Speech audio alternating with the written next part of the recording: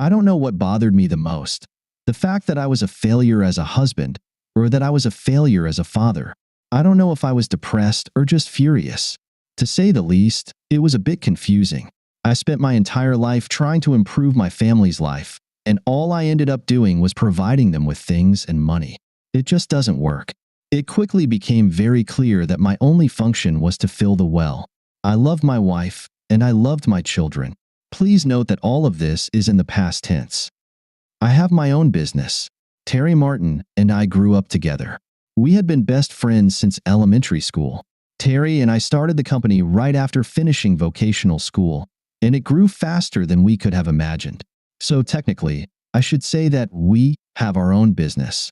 A few years later, we both married our high school sweethearts. Life was good. For the first 15 years or so, everything was wonderful. The company was doing well. Terry and I both earned decent salaries, and we had more than 30 full-time employees. Terry and his wife Myra had 3 sons. Allison and I had twins, a boy and a girl. We both had modest-sized mansions in McMansion. We enjoyed dining out, pleasant vacations, and expensive cars. Terry and I were very business-oriented. Business came first. Early on, we understood that it was important for our clients to be satisfied, even if our employees were not. A third of our best workers were former convicts. We hired them directly from the prison vocational school. In 8 years, only 2 of the ex-cons turned out to be a problem, and the other ex-cons quickly took care of it. They were doing well and weren't about to let a few troublemakers ruin their lives. We supported several community programs and even sponsored a softball team. Unfortunately, my family life was also unfair. Somehow, my wife became socially active for several progressive causes. I wasn't thrilled about it, but she let me do my thing, so I let her do hers. Politics had never been a part of our family, but suddenly, we began talking about current events and political issues. I tried hard to avoid such discussions, but it was futile. The more I disconnected from her or ignored her, the more determined she became. It was like watching CNN and Fox News simultaneously. I started trying to avoid her, but it was difficult. As my wife and I grew distant, so did my relationship with my children. For many years, I tried to engage my son Jacob in various activities. I didn't care if it was sports, hiking, or hunting and fishing. All he wanted to do was play video games and, as I later found out, occasionally enjoy marijuana. All my efforts were rejected, and eventually, my wife told me to just leave him alone and mind my own business. I would have resisted more, but my son would smirk at me whenever she said that. My daughter Jordan was a clone of her mother. She used to be Daddy's little angel, but now she hardly recognized me as her father. I couldn't count all the piercings she had. Despite being on birth control, it didn't prevent her from contracting gonorrhea twice. She loved accompanying her mother to all sorts of political gatherings and social events, but wouldn't even consider going for ice cream or pizza with her dad. I also gave up trying to connect with her. One of the most serious downturns occurred when I refused to donate company money to one of her initiatives. They wanted to provide addicts with clean needles to prevent infections from shared or dirty ones. Allison didn't speak to me for a week. It was hard to imagine things could get any worse. The company's Christmas party was approaching. Terry and I insisted that Allison and Myrna take care of it. Myrna was more than happy to do so, but she had to drag Allison, kicking and screaming, to help her. In the past few months, Allison had been going out more and more often. She also went on overnight trips to participate in various progressive activities. I didn't know if they were protests, rallies, or seminars. It didn't matter. Jacob had moved from weed to pills. I didn't know what kind, but that didn't matter either. Jordan now had her own website with vlogs. Myrna did a great job with the Christmas party. She tried to share the credit with Allison, but Terry and I knew better. We had beer and wine, but no hard liquor. We had 100% employee participation. I think the annual bonuses had something to do with that. Allison and the kids were there, of course, but they didn't seem to enjoy it as much as everyone else. There were no social gatherings, but there was plenty of food. John, I need to talk to you for a minute. Terry tried not to draw attention as we stepped aside. What's the matter? I tried to speak casually to calm him down. Jorge Martinez needs to talk to you. but he's a bit worried. What do you mean? Well, he doesn't want to ruin the party and doesn't want to upset you, but he really feels there's something you need to know. Jorge was one of our ex-cons. He'd been with us for 6 years, and we didn't want to lose him. All right, bring him here. It's not going to be a problem, is it? Terry winced slightly. Jorge and his wife Elena looked a bit anxious. I smiled and tried to appear relaxed to put them at ease. Terry quietly left. Mr. Terrell, we don't want to cause any trouble, but when my wife saw your wife today, she felt she had to say something. I tried to talk her out of it, but she insisted. I looked at his wife and nodded, indicating she could continue. She glanced at Jorge, nudged him with her elbow, and gestured for him to speak. Elena works at the Hampton Inn. She's responsible for cleaning the 5th floor and has been working there for 2 years. Your wife and a certain Mr. Franklin have been using room 511 once or twice a week for the past year. They usually stay for only 2 to 3 hours and always in the same room. I was speechless. I had a million questions, but I didn't think this was the right time or place to ask them.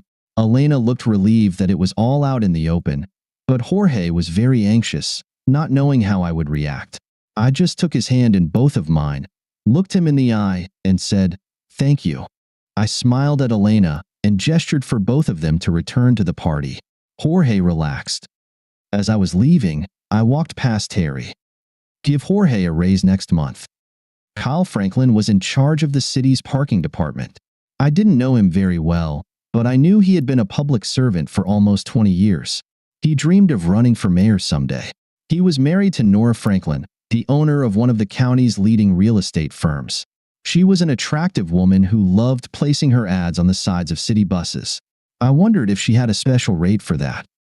That evening, my wife gave me a dressing down for leaving the party early. The kids weren't too happy either. I just smiled and returned to my reading. Mickey Spillane still read well after 70 years.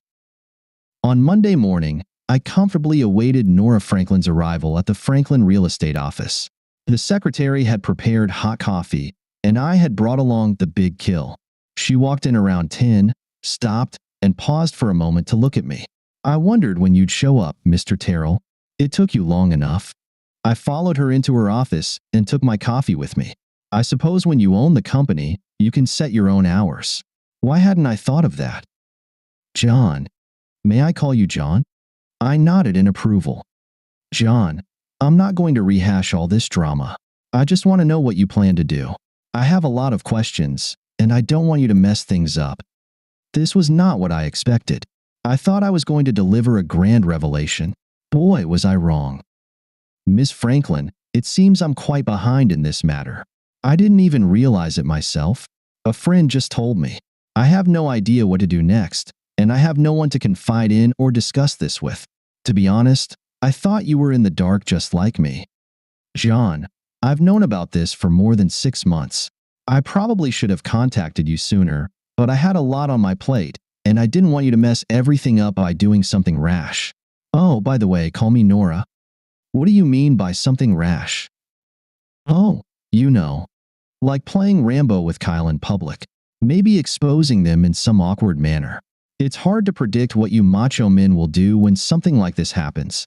I think it will be much more effective if you approach this calmly. I never considered myself macho. Well, anyway, what are your plans? How can I help you? I leaned back in my chair and took a deep breath.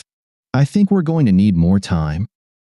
Over the next 2 weeks, Nora Franklin and I became good friends. In the past few months, Nora had systematically set her husband up. The IRS was very interested in his taxes. Nora had carefully kept her personal and business taxes separate from his. The state prosecutor was investigating how he redirected state funds intended for road construction and transportation to other, unspecified projects. The city was looking into his use of municipal funds to pay for motel rentals and restaurant bills. What made this really interesting was that she managed to get all of them to cooperate in their investigations, so they all converged around the same time. However, none of these efforts helped my situation in any way.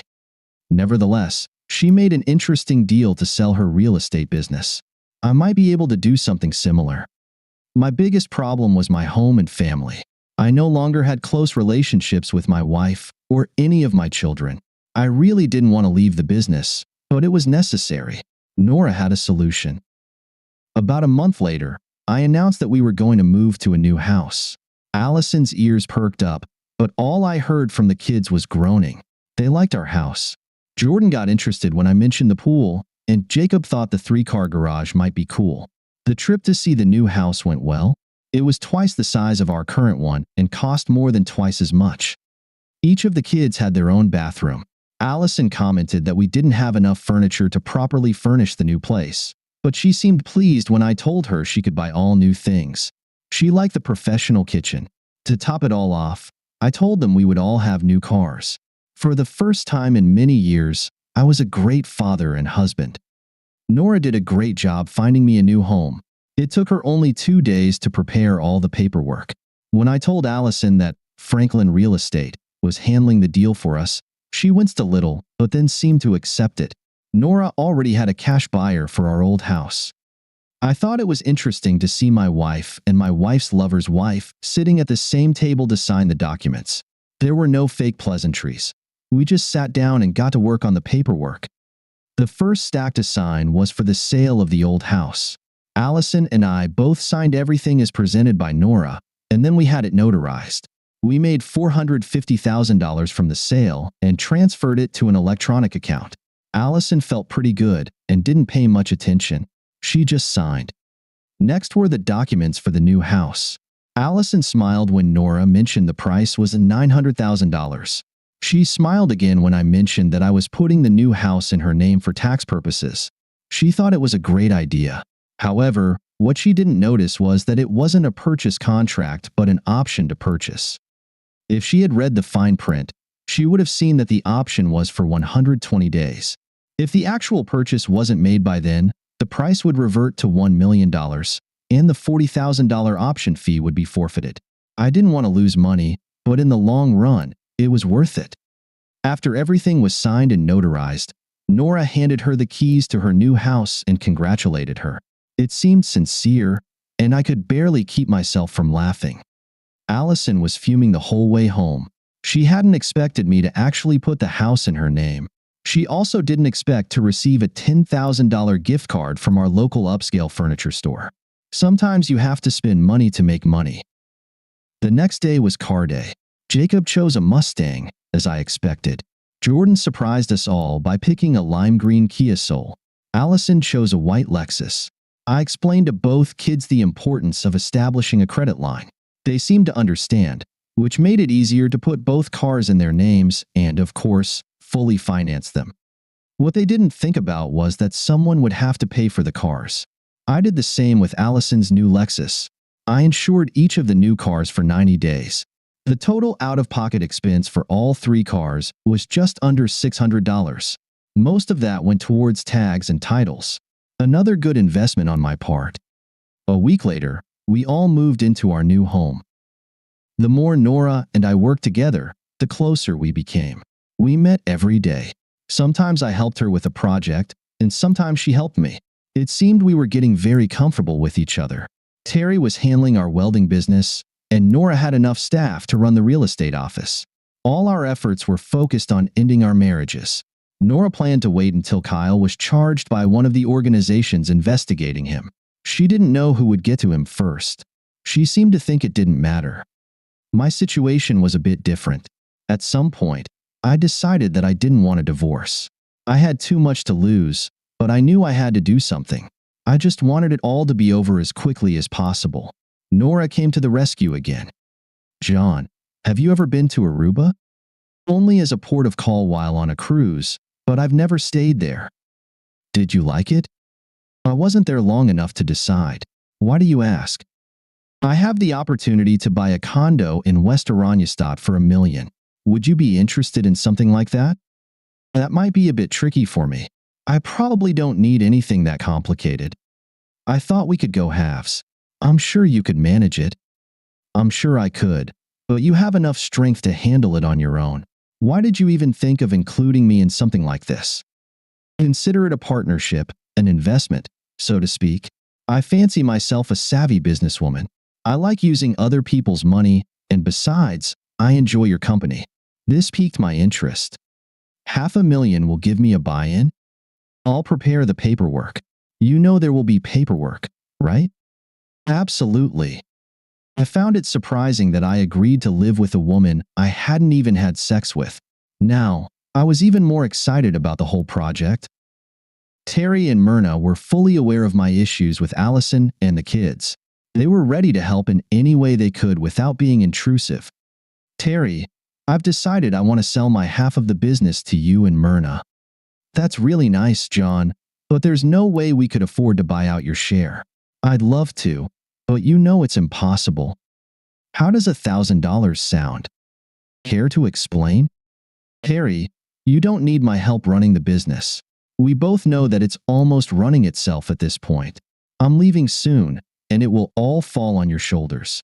You'll be the sole owner and make all the decisions. All you need to do is call me occasionally for advice. Aha, I see, said the blind man. And I suppose there will be a consultation fee attached to this phone call? Terry said, smiling. Think of it as a kind of lifetime annuity. Don't worry too much about it. Just make things easier for yourself. The company lawyer prepared all the necessary paperwork. Terry and Myrna were a bit concerned that I might be overreacting, but I assured them I had everything under control. It's nice to have a friend you can trust. It seems funny, but I never bothered to verify Allison's affair with Kyle.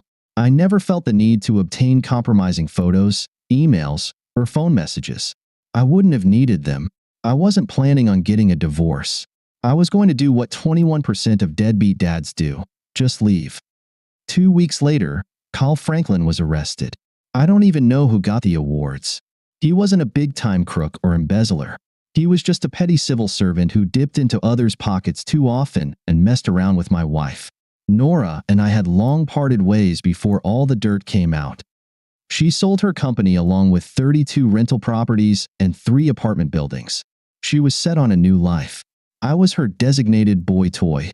That's how she referred to me, and I didn't find it offensive. We really managed to solidify our relationship after arriving in Aruba, but we never went through any courtship stage. It was as if everything had been prearranged. I didn't miss my kids. Does that make me a bad father? Given the circumstances, I don't think so. I didn't miss my wife. Does that make me a bad husband? I don't think so. Nora became an avid golfer. She tried to get me interested, but there was no spark. She had a steady group of women she played with 3 days a week. We met with them and about a dozen other former players a few times a week to socialize. I adapted to this very quickly. It was a new carefree lifestyle, and it was truly enjoyable. I decided to take up painting to fill my time. I had always wanted to do it. Every morning, I would go down to the docks and set up my easel. I wasn't very good at it. I would come back to the apartment later, and the first thing I'd do was scrape all the paint off the canvas to start fresh the next day. 3 months had passed, and I still had nothing to show for it. Nora found it quite amusing. I avoided contact with anyone, but I felt I should call Terry. John, it's about time. I was starting to lose faith in you. Are you settled in? Settled in and feeling better than ever. It was the best decision I ever made. For the next 10 minutes, Terry and I chatted about my new life in Aruba. I had no trouble convincing Terry to bring Myrna here for a week or 2. Things were going well. Terry apologized for not sending any consultation checks, but I had forgotten to give him an address or bank account number. I didn't need the money anyway. Terry, I hate to bring this up, but could you tell me about my wife and family situation? I don't know everything, but I'll tell you what I can. It seems things aren't going well without you. First off, Jacob was arrested. They caught him with 3 kilograms of fentanyl in his car's trunk. The car, of course, was confiscated, and since he was over 18, he was locked up. Allison couldn't bail him out. That's all I know about that. That's sad to hear. I know I'm his father, but honestly, I really don't care what happens to him. I tried and I failed. Jordan's situation isn't much better. Shortly after moving into the new house, she doubled her activity on her website. From what I've heard, she gained a lot of followers, and then one day, she told her mother she was going to California to meet some producer guy. 2 weeks later, they found her Kia abandoned in Memphis. Allison hasn't heard anything from her or about her since. I take it you get most of this information from Allison? Yes. She regularly comes to the office, hoping to catch you. I can tell she doesn't believe me when I say you're gone. She was furious last week when she received the notice that she needed to finalize the option on the house or vacate it by the end of the month. Very clever, John. She was completely bewildered. Right now, I don't know what her intentions are. I think some utilities have been cut off. She couldn't even afford to pay the electric bill. Did you help her? Don't be mad, John. I gave her $1,000 and told her to use it as a deposit for an apartment. I'm sure she'll spend it on something else. Myrna felt sorry for her. I chuckled a bit. All right, Terry, I understand. Just deduct it from my next payment. By the way, can't her lover help her? Now Terry laughed. He's in worse shape than she is. All I know is what we see on TV. There's nothing known about him right now, but spicy details pop up from time to time. I think he's going away for a while. Oh, and before I forget, Allison's car was repossessed. Since all her credit cards are invalid, she can't even use a taxi. I don't know how she's getting around. We chatted a bit more about business. Preliminary plans were made for an upcoming vacation in Aruba. It was a good conversation. I enrolled in an online painting course with a guy in the UK. 2 months later, one of the guys at the dock asked me to paint his sailboat. Nora worries that I might cut off my ear. Life goes on.